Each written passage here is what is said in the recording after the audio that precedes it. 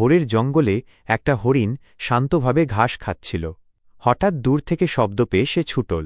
দৌড়াতে গিয়ে পা হড়কে গেল, ব্যথায় থেমে দাঁড়াল। জঙ্গলটা তখন আর নিরাপদ লাগছিল না। একটু পরে এক মানুষ সামনে এসে পড়ল। হরিণ ভয়ে কাঁপছিল, কিন্তু মানুষটা থামল, ধীরে পাশে রাখা পানির বোতলটা রেখে পিছিয়ে গেল। কিছুক্ষণ পর হরিণ পানি খেল, শক্তি পেল। সূর্য ডোবার আগে সে আবার জঙ্গলের ভেতরে হারিয়ে গেল। মানুষটা বুঝল, দয়া দেখালে ভয়ও বিশ্বাসে বদলে যায়। গল্পটি সত্যিই খুব হৃদয়স্পর্শী। আপনি কি এই গল্পের ওপর ভিত্তি করে কোনো ছবি তৈরি করতে চান, অথবা এই ভাবধারা নিয়ে নতুন কোনো গল্প লিখতে সাহায্য করব?